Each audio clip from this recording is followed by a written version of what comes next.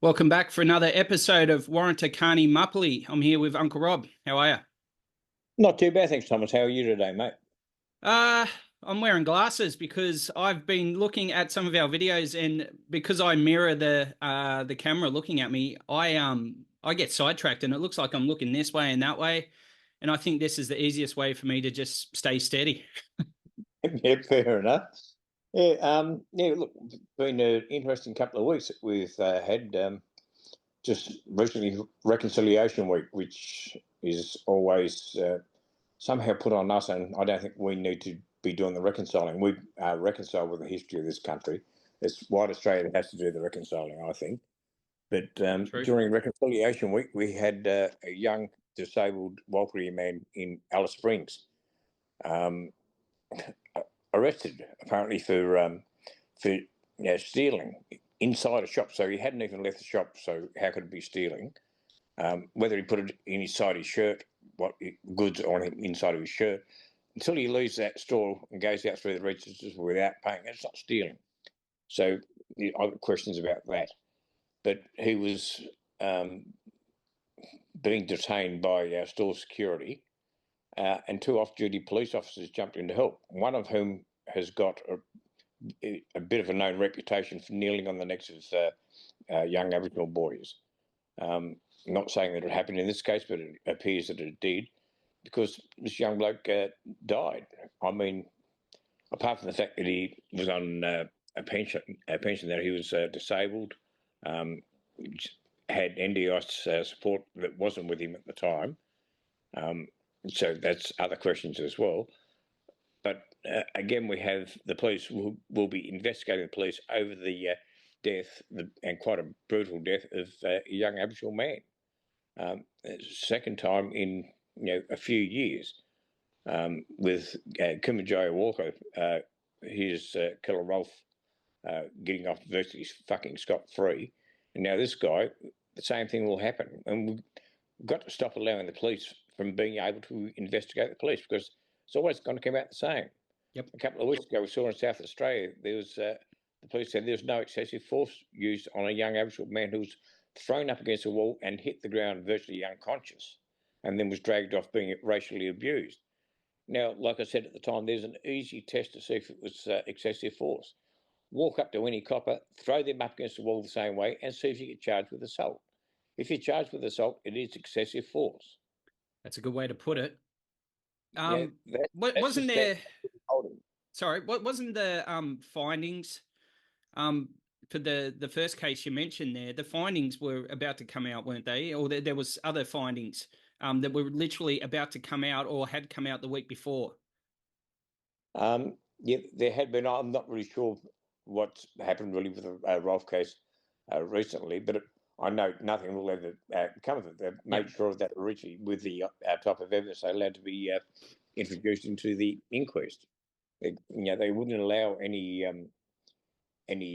evidence of his past dealings with Aboriginal people for brutality and having bashed and detained illegally Aboriginal men and women, and the amount of charges he put on people that were literally bullshit and had to be dropped. Oh, that's Certainly, ridiculous. and so on, for pure brutality that were never allowed at the inquest. So you know, everything was brought up about the young Walker boy, but nothing could be brought up about him. I mean, absolutely fucking ridiculous investigations and law, and the police union would just all over the place, and just made a travesty of justice, an absolute travesty.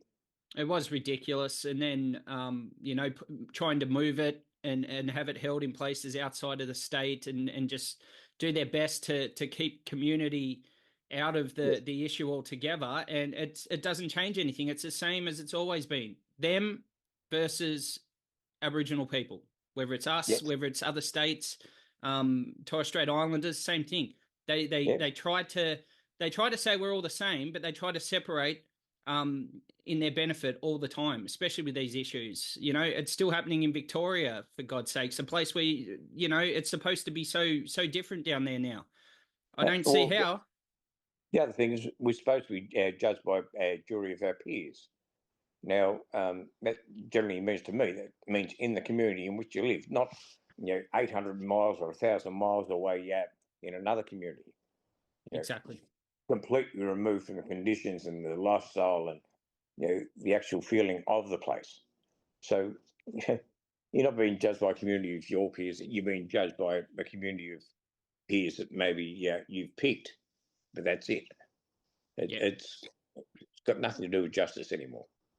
It's not fair, and it's one of those things that we may be able to go into detail on another video, I reckon, like fully, because it's something we really need to look into further, because it's those cases are the ones in the media at the moment, but obviously it's been happening left, right, and center for the last couple of years, regardless of what else has been happening. And you've got the deaths in Victoria, the Yorta Yorta lady, and a few others that have continuously happening, and no one's like, when they're getting questioned, the questions are getting pushed aside, and it goes to court and it goes nowhere. No one gets in a lot of trouble for it. There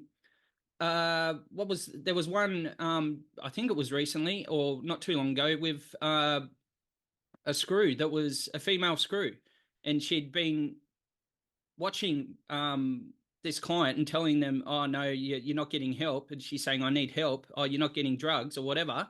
The nurse Yep. has left to watch something on YouTube, Yeah. and she's died. And the Yep. screw's being taken to court for it, and she's pushed it back on the nurse. And it's ridiculous. It shouldn't happen. That doesn't, you don't see this happening all the time to anyone else. And you don't see it happening at all to anyone else. That's why it might happen here or there. Um, but it just doesn't happen to the other people. So we don't, fair enough, we don't see these all the time, but when we do see it, it's a big issue for us, because there's only so many of us, and Yep. there's never a case where the person who's done it is found guilty and serves any real time. Well, we've just had the case in Western Australia, the young 14-year-old who was bashed with the iron pole and That was died. disgusting. Yep, those two of those blokes were found guilty. Now, they haven't been sentenced yet. So you assume that they'll be sentenced to something like 3 or 4 years, and with the time they've already served, because they'll be locked up now, Yep. haven't been found good. They'll probably only serve 18 months, and it'll be 12 months more than what they've already been in jail for. Because that's the way the law treats it. I know they're young white boys with a prospect of leading a good life. It's And ridiculous. And I stretching believe the truth. female that was involved in that was virtually let off. Like, she might have been charged with something else, but she's not charged the same as the others. No, she wasn't charged the same as the others. She wasn't found guilty of anything major. I think she might have been found guilty of a couple of minor things, which is got to be a slap in the wrist and go away, don't do it again, and that'll be it. But two of the blokes have been found guilty of various offences. But like I said, sentencing hasn't been held yet, so we don't know how much of a win it is. Which no, there has been a conviction. Exactly. And like I said, I don't really hold my breath holding with any hope of getting a decent sort of conviction. It just doesn't happen, especially in Western Australia. Yeah, Western Australia is bad. Obviously, I've got my Noongar brother over there, Neil Coyne, and a lot of people that I talk to, and we see it all the time. We see what's going on, and the treatment over there is shocking. I seen it when the Premier forced all those people out of those communities, closed up some of those communities because he couldn't be stuffed giving them water, and forced them into Perth. And the homelessness and the fact that they had nowhere else to go. Most of them were sitting on was it Harrison Island or Hairy Island, and we were seeing them sitting under bridges and stuff like that. And then the police would come in, force them out, do whatever. They just don't care. They don't care over there. It's a weird state. It's almost like its own country in WA, to be honest.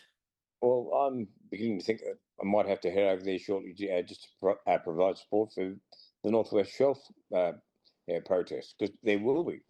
We're going to have to mobilise to try and stop that, like we did the Franklin River Dam back in the 80s. Yep. Because that side of is greater probably significance than what the Franklin River was.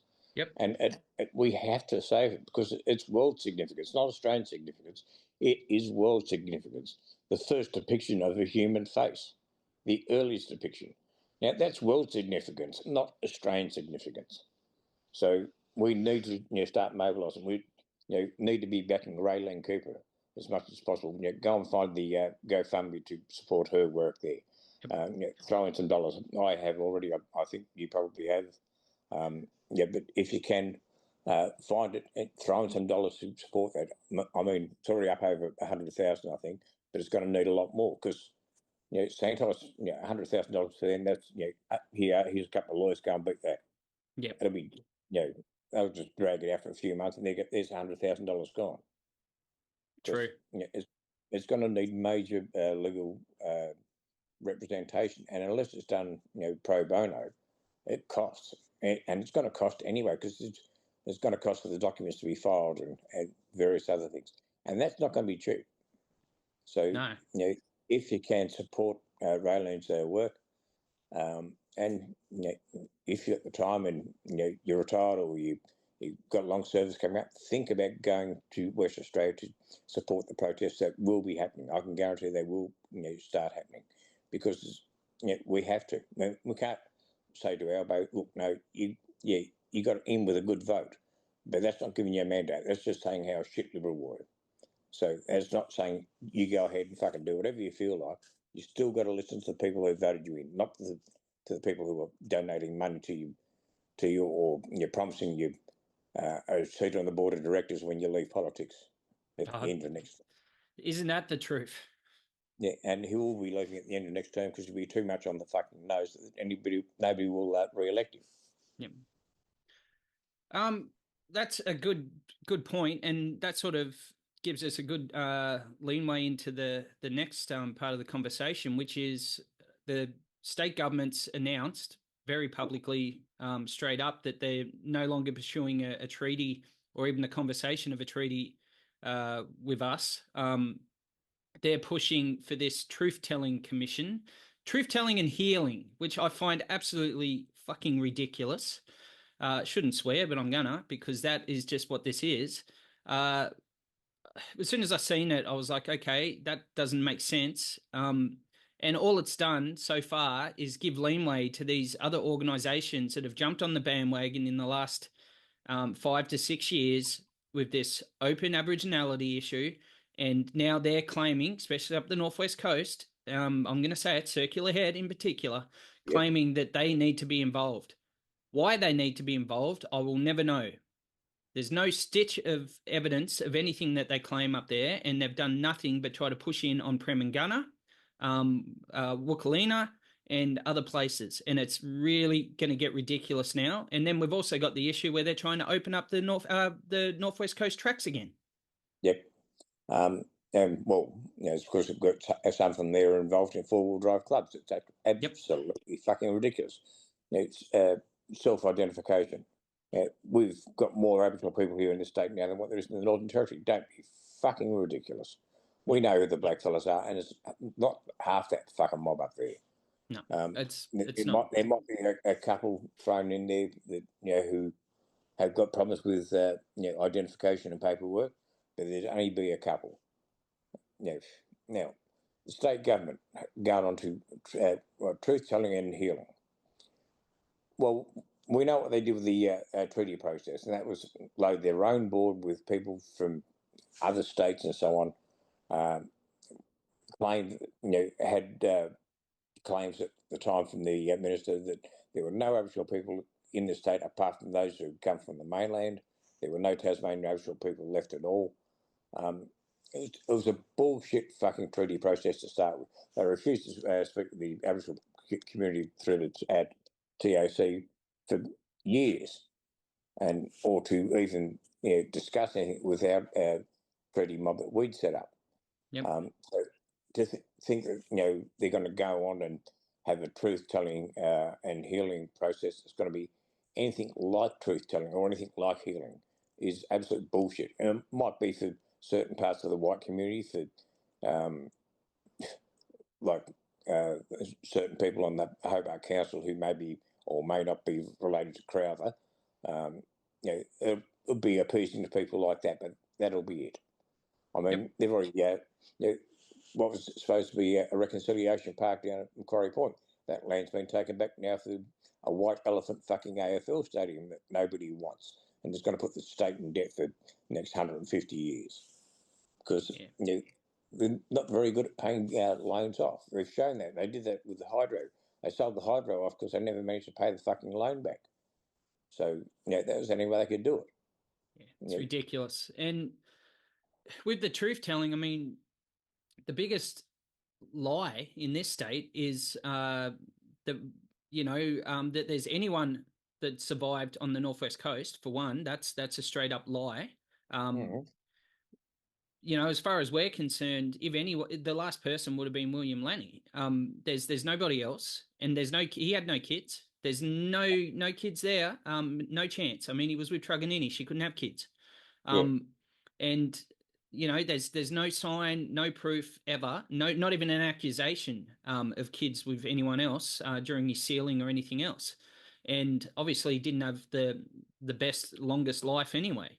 But the claims up there are ridiculous. Now you've got organisations that we've already had issues with, whether they're legitimate or not, jumping up and down, trying to get their 2 cents after doing sweet fuck all for the community over the last 40, 50 years and longer for some of them that have been supposedly been around for that time. And then you've got the others that just come out of the woodwork. I'm always going to have an issue with a second organisation in Launceston that I'm not even going to name because of the blatant lies and proclaiming themselves an elder when they've had no part in the community other than bits and pieces here or there and proclaimed themselves the position that they have. I really take exception to that. And obviously I have, family issues with that, as I've spoken of to you and others. When people cross the road because my uncle's too black for them, and then, try to tell me that they're an auntie, I can't accept that. And they're the people that are really jumped up on this, trying to form their own ranger groups now and really trying to force their hands into this tiny amount of money that the state's given us, or we've really forced the state to give us. I shouldn't say it like they've given it as a good means. They've given it because they didn't want us to continue doing what we've had to do for 50 years. But here we are. We still have to anyway. Yeah, and also because it's been a part of federal funding too, that states have been forced into throwing in a certain percentage as well. True. But there has been a problem in the last few years of organisations being accredited as being Aboriginal organisations and people inflating their importance, shall we say, calling themselves auntie or uncle and stuff like that. But that's not the way it works. The community are the ones who appoint you, basically, as uncle or aunt. And quite often it's a bit of a surprise. I mean, the last few years, I've been referred to as Uncle Rob at protests and so on numerous occasions, and that's not something I ever asked for or ever thought I'd ever be. But it's possibly more the fact that I've been working with the TAC on and off and always supporting it, always on social media pushing my view, and my view quite often aligns very much with the TAC. For years now. So it's not like I've never stopped working in Aboriginal affairs. Even in Queensland and Darwin, I was still doing the same, but I was doing it on radio for different mobs. So it's one of those things that's one thing that I've always been doing is working in the community and so on, like you have been. In future, you're going to be referred to as Uncle Thomas. I know. I don't really want to be called Uncle Tom. No, definitely not. It'll definitely be Uncle Thomas. But it's something the community decide on, and that is generally the leaders of the TAC and people associated with it really decide on who the elders are for various communities. And it's an honour to be named one. It's not honourable to name yourself as an elder. No. If you're naming yourself as an elder, you're only an elder in your own mind. a legend in your own lunchbox. Exactly. That's my opinion too. Especially when it's done for the sake of, pushing your not just your own agenda, but also Yeah, for your own finances. That's the big one for me.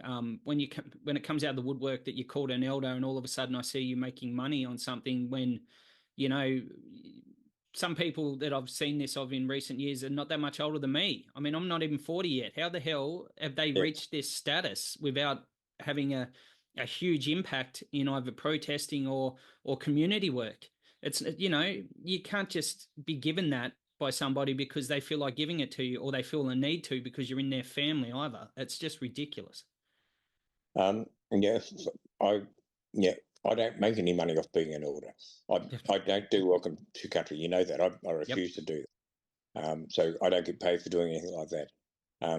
The closest I have been to being paid was I was being paid by the Tasmania Legal Aid Commission to advise them on the new office they opened in Launceston and how to make it more welcoming and open towards Aboriginal people. Um, so we had several meetings over that, and I got paid for each of those, and I had excellent morning teas. Yep. Um, so that was an added bonus. But that's it. I don't make money off being Aboriginal. I donate my time more often than not. There's With definitely a time and a process too, though.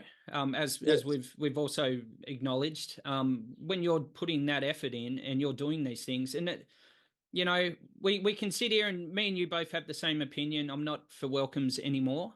In the majority of times, I will do an acknowledgement if it's called for, if it's a fundraiser that's going to help our community or people yep. that are really in trouble, like homelessness and stuff like that, um, children, that sort of thing. But yeah, there's a lot of this other stuff with people coming out of the woodwork. They're doing this work. It's not our elders that are doing it. And if it was our elders doing the welcomes, I'm fine with that. Let them get paid. Yep. Yep. You guys deserve money, especially if you're putting in an effort to do these welcomes. A lot of people put in a lot of effort. You take your dancers with you too.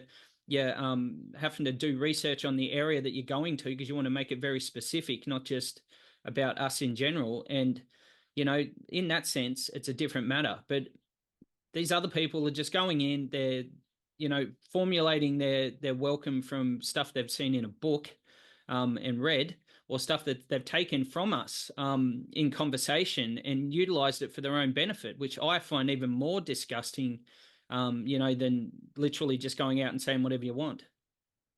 Well, exactly. I mean, I can't welcome people to country that's not mine, and this is not ours down here. This is not our country, but it's where we're living.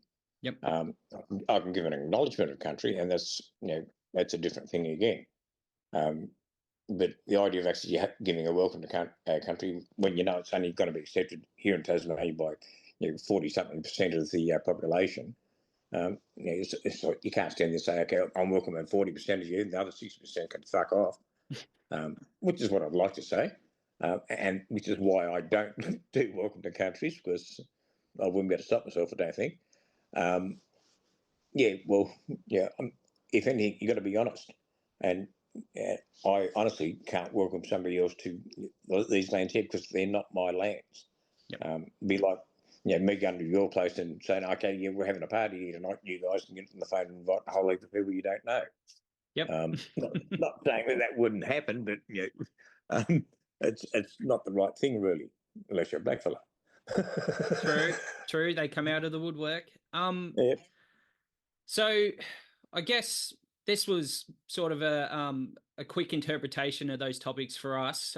There may be a time where we'll speak on this more, especially as it comes up more detail and we've worked further into this. A lot of people know that I'm involved with the Land Council. You've been involved with boards as well in recent times, and we may be again. Yes. So these are topics that are going to be brought up again because these are the things that we know that we can speak on. Obviously, we speak within reason. We don't speak outside of school, as they say. And we don't speak outside of our community in general, other than when we're looking at these big major federal issues like deaths in custody and stuff like that. We are going to be seeking conversations with other people that we've made mention of in the past, just community people wanting to come in and talk. But one of the big ones that we are going to have in, either in the next couple of weeks or who knows, fairly recently anyway, or soon, I should say.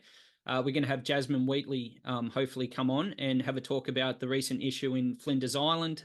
People in Tasmania are well aware of it, and probably nationally too, because it did get a lot of press, of a councillor deciding that he was taking it upon himself to proclaim that the welcome and acknowledgement of from Aboriginal people and of Aboriginal people had done its time, which I found pretty crazy for him to even think to state that, which I probably shouldn't have, but I did. I found it very crazy, especially on Flinders Island, where there's still a lot of Aboriginal people and there's not a huge population. So it's percentage-wise, it's a bit different to being down here. And obviously we've got Cape Barren just across the water. Especially now, considering that's where the majority of our families come from. I mean, all my grandmother's family were from there. Yep. They all got off there during the war when everyone signed up. I mean, it still holds the record as having the most percentage of people sign up from the one area. Very I mean, 100% of the people who were eligible went off to war. 100%. And the other, every man, woman, and half the dogs as well. True. The other issue is Wyballina is there, and it's yes, Wyballina on Flinders Island. For anyone who's listening internationally or interstate that isn't aware, it's the resting place for a lot of people, a lot of people's major ancestors, in particular Manalagenna, and a handful of other, well-known Aboriginal people that were forced over there and conned, more or less, or not more or less, exactly, they were conned into thinking that they may be able to go back later to give time for the Black War to end, or the Black Line. And obviously that wasn't the case. Manalagenna realised and, did what he did and then passed away. And a lot of he's a major ancestor for a majority of us, through one line or another. And then you've got all those other Aboriginal people there. There's hundreds over there. I think it's a couple of hundred, that are buried in Wyballina. We already had enough issues with getting that back in the 90s to the state that we have it now, let alone having somebody tell us that that doesn't mean anything by, stating that they're not going to acknowledge our presence there, which is going to be there forever. Yeah, exactly. I mean, that is one of the or probably the most sacred spot for Aboriginal people here in Tasmania, anywhere in Tasmania. Very true. And, that is one place where welcome to country and acknowledgement of the country should always be first and foremost on every public event ever. Yep, it's very important.